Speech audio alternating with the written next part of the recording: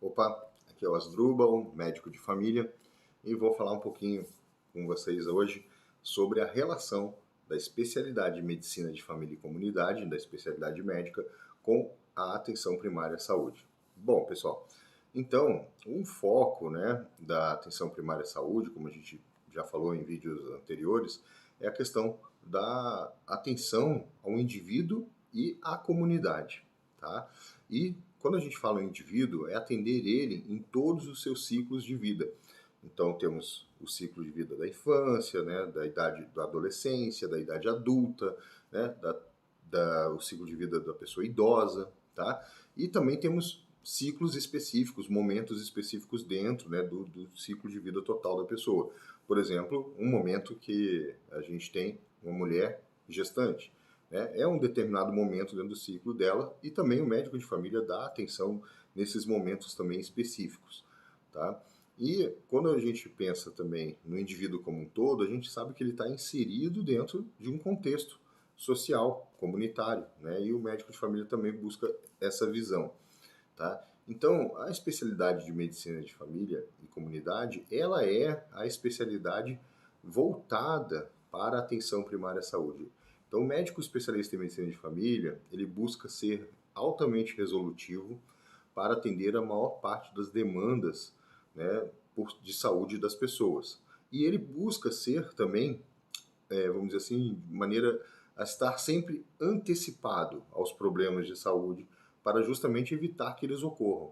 Então, o médico de família, ele procura ver o seu paciente com saúde, né? Então, eu brinco com meus pacientes, quando às vezes vem lá para uma consulta de rotina e tudo, né? A pessoa fala, eu tô bem, tô ótimo, tá tudo bem. Nossa, é o que eu quero, né?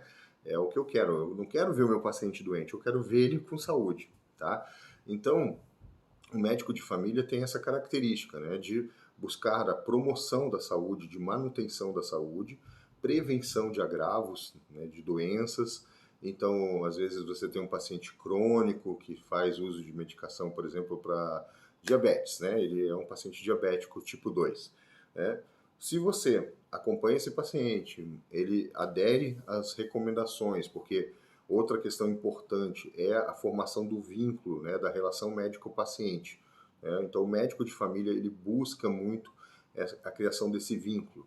Então, quando a gente sabe que quando o vínculo de relação médico-paciente está bem estabelecido, o paciente tende a seguir as recomendações, prescrições de uma maneira mais efetiva. Então, você está acompanhando aquele paciente diabético tipo 2, né? Há anos, né? Então, ele atende as suas recomendações. Então, se ele está bem controlado da diabetes, você está evitando que ele tenha complicações da diabetes, que ele interne, que ele desenvolva um pé diabético, que isso daí depois progrida, às vezes, para uma amputação. Então, o trabalho, né, da atenção primária e do médico de família visa justamente, né, se antecipar a problemas, não deixar que eles ocorram, tá? E quando ocorre alguma demanda de saúde aguda, por exemplo, o médico de família também vai estar presente para dar suporte àquela pessoa que está precisando de resolver alguma demanda. E quando o médico identifica que é algo que, né, foge às, vamos dizer assim, as questões sensíveis à atenção primária, né, ele vai fazer o encaminhamento, o direcionamento desse indivíduo dentro do fluxo do sistema de saúde, seja ele público ou privado, para que ele receba a atenção de um especialista focal, tá? Então, às vezes, um caso pode ser cirúrgico, né? Então ele vai precisar encaminhar para um especialista que faça uma determinada cirurgia, tá? Então, isso é um exemplo, né, de como trabalha o médico de família também na questão de organização da demanda dentro dos sistemas de saúde, tá? E o médico de família, muita gente acha que o médico de família é aquele médico que está lá só lá na unidade básica de saúde, né, ou lá na atenção primária, e é um médico que ele acabou de sair da faculdade, né, e tal. Bom, muitos médicos que atuam, né, na atenção primária, eles às vezes estão ali fazendo uma atuação, às vezes, né, de passagem, que eu falo, né? Infelizmente, muita gente encara, né, a atenção primária como um período que ela vai fazer até para se preparar para uma prova de residência, de alguma coisa, de uma especialidade focal. Mas, né, a gente tem visto o crescimento, né, e o fortalecimento da especialidade, e se você tem serviços, né, de atenção primária que buscam ter em seus quadros médicos de família, tem se observado que melhora, né, toda a integralidade do cuidado, porque é o especialista já voltado para essa área, tá? Então, o médico de família, na sua formação de especialista, ele faz uma residência médica, né, de medicina de família e comunidade, ou a outra opção, né, é a obtenção do título através de uma prova de título após comprovação de atuação na atenção primária, né? Hoje essa atuação é de 4 anos e ele se submete a uma prova de título e também alguns critérios de pontuação também, né, da sua atuação. E aí sim, aí ele recebe o título, né, de especialista em medicina de família e comunidade, tá? E aí a gente tem o seguinte, né, o médico de família, né, ele tem a sua atuação muito influenciada pela comunidade onde ele está inserido. Então, os contextos, né, sociais, culturais, vão influenciar na atuação desse médico. E ele também vai atuar de acordo com as demandas que são identificadas, não só por ele, mas por toda a equipe de saúde, em relação àquela comunidade. Então, vamos dizer que o médico está atuando numa comunidade que, que vive, né, em populações ribeirinhas, né, da Amazônia. Lá existe uma característica muito diferente de uma população urbana, né, de um médico que faça atenção primária de saúde lá em São Paulo, por exemplo, na capital, tá?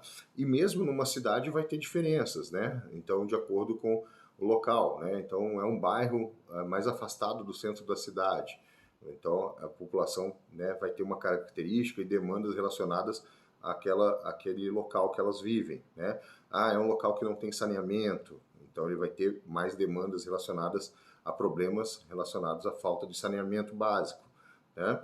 Ah, é um local central, urbano, que tem saneamento, tem água encanada, né? Tem tudo. Então, às vezes, ele vai ter mais casos assim relacionados a doenças crônicas do adulto, né? E assim por diante, né? Então, a comunidade onde ele está inserido vai definir a sua atuação também, tá?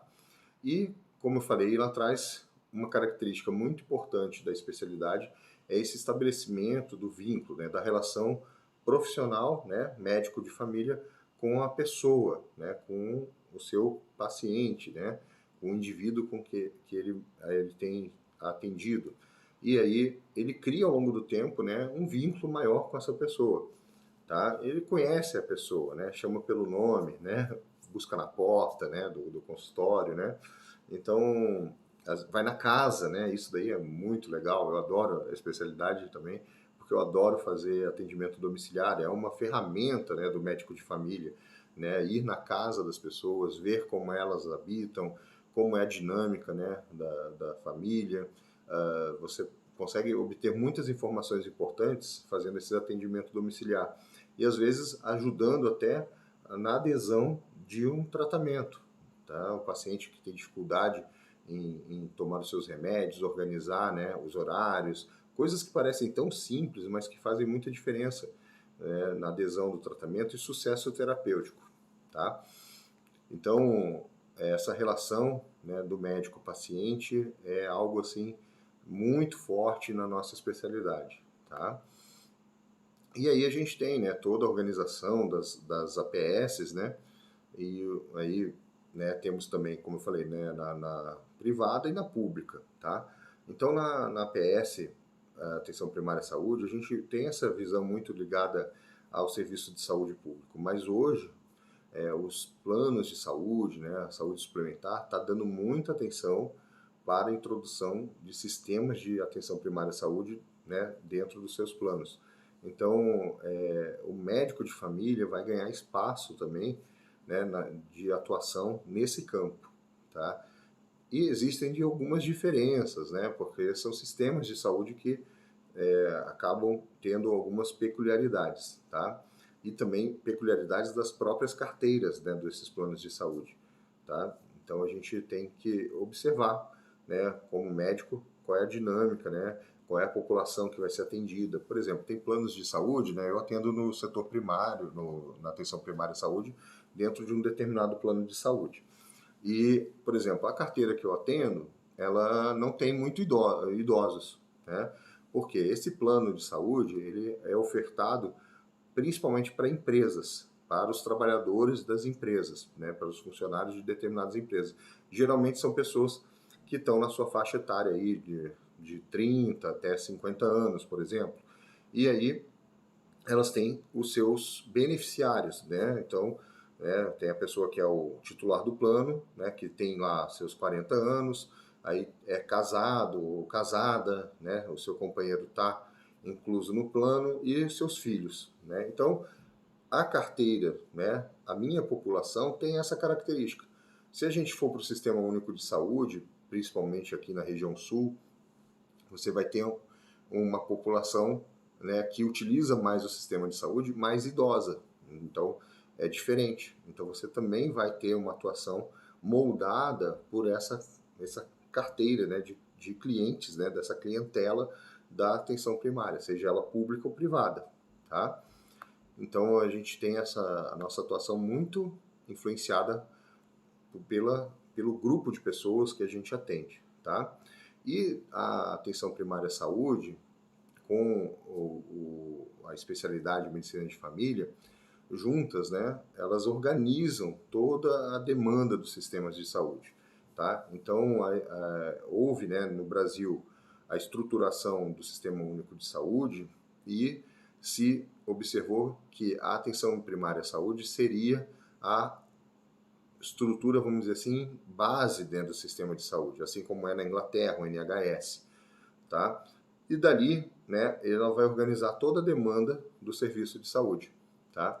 Então, aqui no Brasil se começou, né, fortalecendo o programa, né, de saúde da família, isso lá, né, nos inícios do ano 2000, né, final dos anos 90, início de 2000, e depois esse programa se tornou uma estratégia, né? Então, a estratégia é uma coisa mais estrutural, né, que vai atender todo o sistema de saúde, né? Então, a estratégia de saúde da família, ela é reordenadora da atenção primária de saúde no Brasil, tá? Então, ela é a porta de entrada do Sistema Único de Saúde e está baseada nos princípios da universalidade, integralidade e equidade, tá? Muita gente, às vezes, quando a gente fala quais são os princípios, né, doutrinários aí do SUS, né, muita gente fala universalidade, integralidade e igualdade. Não é.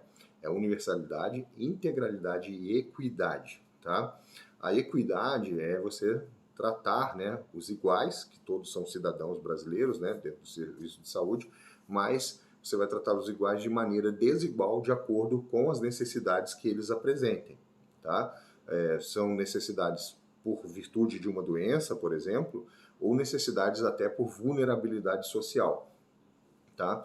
E o que se observou que, fortalecendo essa estratégia de saúde da família dentro do Sistema Único de Saúde, houve uma melhoria dos indicadores de saúde, tá? Então, você teve melhorias, né, em relação à taxa de mortalidade materno-infantil, por exemplo, você teve redução das internações por complicações de doenças crônicas como hipertensão e diabetes, tá? E eu costumo dizer que a atenção primária, a saúde, ela e também todas as medidas de prevenção e promoção da saúde, elas acabam não sendo vistas, porque chama muito mais atenção quando a pessoa tem uma doença, né? Ela tem uma doença e é tratada e curada, por exemplo, né? Aí as pessoas, né, conseguem visualizar aquilo, né? Mas ninguém visualiza todo o benefício que você faz para que não ocorra uma doença, né? Porque às vezes a doença pode ser curável, às vezes ela não é curável, às vezes ela se torna crônica e às vezes tem doenças que matam. Então, qual o prejuízo, né, que você tem em relação a quando ocorre uma doença? É muito maior do que quando você faz todo o trabalho de promoção ou prevenção, tá? Então, como eu falei, a APS ela se dedica também às medidas curativas, né, de assistência, mas ela se dedica muito também à promoção e à prevenção, tá? Então, essas mudanças de indicadores mostraram que é o caminho, né, da estratégia de saúde da família, ele é o bom caminho para o Sistema Único de Saúde e também começou a abrir, né, vamos dizer assim, os olhos e o pessoal da atenção suplementar, né, da atenção privada, do sistema de saúde privado, começou a olhar a atenção primária à saúde e começou a implantar nos sistemas. Ainda, na minha opinião, ainda precisa ser fortalecido, né, no sistema de saúde suplementar, tem muito espaço para crescer, né, mas já estão fazendo, que é um bom começo. E eles estão observando que a gestão dos recursos fica melhor, a sinistralidade, né, dos seus planos de saúde cai, né? Então, isso é bom, tá? Bom para os planos, bom para os usuários, bom para os médicos também, tá? Então, são atribuições do médico, né, especialista em medicina de família, ou o médico até que atua, né, dentro da estratégia de saúde da família, ele tem que buscar atender essas atribuições, tá? Mas vamos falar do especialista, né? Atribuições do médico especialista em medicina de família, né? Realizar, né, a atenção à saúde das pessoas e famílias sob a sua responsabilidade. Então, geralmente, na atenção primária à saúde, se define uma população adscrita para atendimento. Então, esse médico ele vai ter lá um número X de pessoas, 2.000 pessoas na carteira, né, ou 700 famílias em sua carteira, tá? A questão geográfica também define também, porque você não pode ter também um médico para atender 3.000 pessoas numa realidade geográfica de população, por exemplo, ribeirinha, onde tem uma casa, duas aqui, né, numa parte do rio, né, e depois você vai ter que andar mais 4 horas de barco para atender mais 2, 3 famílias. Então, você vai ter uma dinâmica diferente e um número de pessoas também atendidas vai ser diferente. Então, a realidade se molda de acordo com aquela comunidade, né, a realidade da atuação. Então, é atribuição também do médico especialista em medicina de família realizar as consultas clínicas, né, tanto de problemas agudos como crônicos, de acompanhamento, né, de doentes crônicos, de fazer visita domiciliar e também de procedimentos cirúrgicos que são inerentes aí a um procedimento cirúrgico ambulatorial, exérese de pequenos tumores de pele, atendimento a cortes, né, a pessoa sofreu um corte, uma ferida, né, naquele momento, sutura, né? Então, o médico de família também tem que desenvolver algumas habilidades, vamos dizer assim, manuais, né? Fazer um curso, né, de sutura, né? Ou dentro da sua formação mesmo, ele já vai ter isso dentro da residência também, né?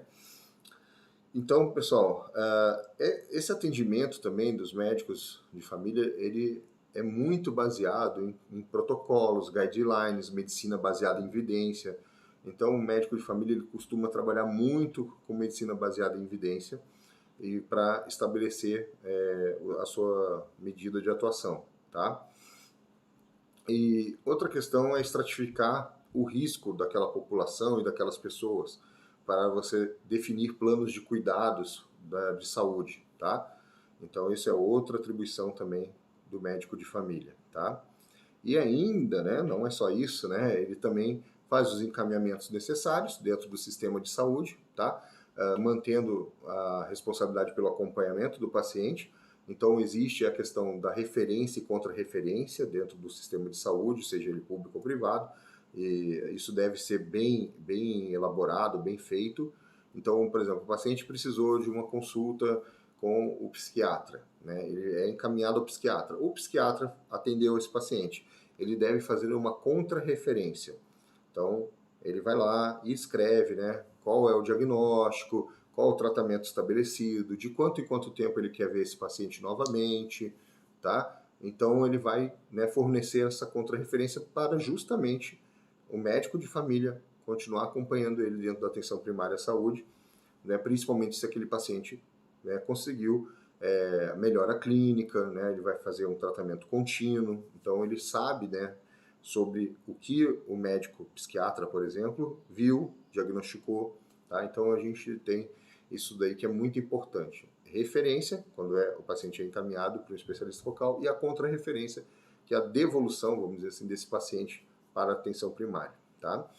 E também o médico de família às vezes indica internação hospitalar ou internação domiciliar, tá? A modalidade de internação domiciliar, ela tem umas regras específicas, tá?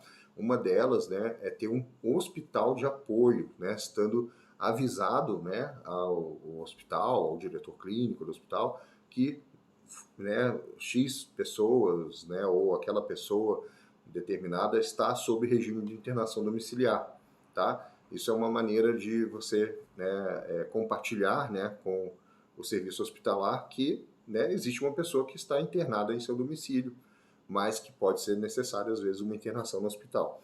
Mas a vantagem da internação a vantagem da internação domiciliar, ela também está nesse ponto de evitar, né, que se utilize um leito que não haveria necessidade dentro do hospital, principalmente na condição que nós estamos vivendo nesse momento, né? A gente está aí com sobrecarga do sistema de saúde, então você evita que uma pessoa interne no hospital, você mantém ela internada de maneira domiciliar. Claro, né? Tem as indicações clínicas precisas para isso, tá?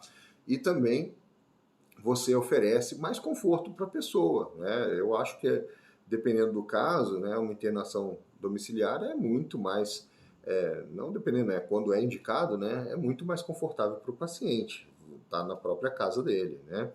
E a equipe, né, vai visitar esse paciente, não só o médico, quanto a enfermagem também, para acompanhar esse paciente que está em internação domiciliar, tá? Então, é uma responsabilidade de toda a equipe de atenção primária o acompanhamento, tá? E outra vantagem da internação domiciliar é que evita com que a pessoa fique exposta a infecções hospitalares, né? Então, a gente sabe que um paciente que interna, ele aumenta o risco dele de contrair uma infecção dentro do hospital. E a gente sabe que as bactérias, por exemplo, presentes, né, no hospital podem ser multiresistentes a antibióticos. Então, é muito pior, né, pegar uma infecção hospitalar, né? Então, o ideal é, se a gente puder evitar internações, a internação sempre tem que ser o último recurso, né? A gente evitar internações hospitalares seria o ideal, né? Claro, tem casos que precisa, tem casos que não precisa. Tudo é bom senso, né?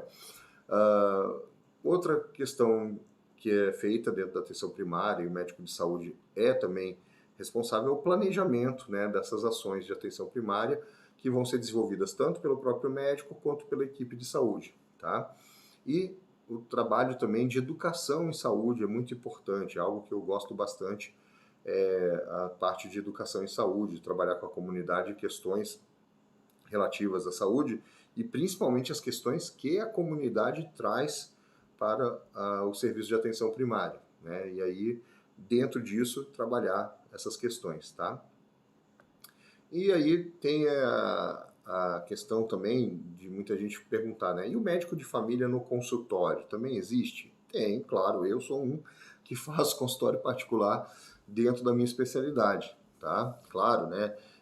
É uma dinâmica um pouco diferente, mas a gente traz para o consultório coisas que a gente entende que vão beneficiar o paciente, que também a gente adapta dos serviços de saúde, né, dos sistemas de saúde.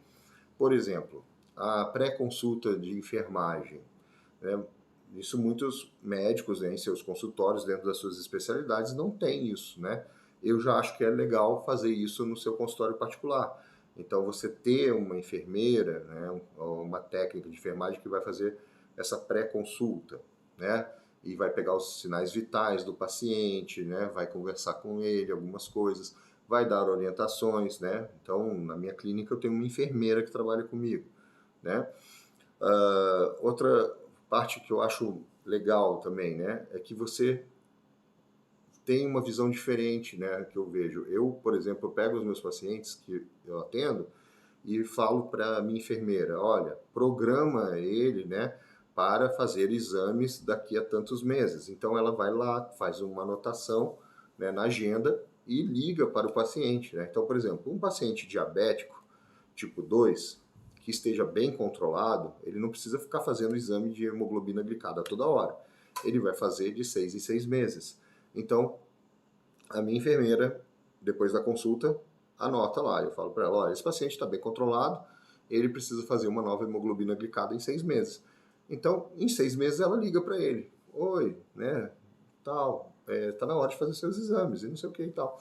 Né? Então, o paciente fica se sentindo acompanhado. Então, acho muito legal levar esses princípios da atenção primária de saúde para o consultório particular também, tá? Então, outro fortalecimento, como eu falei, é a questão da atenção primária dentro do plano de saúde, dos planos de saúde suplementar, e eu vou falar disso no próximo vídeo. Valeu, pessoal! Até mais!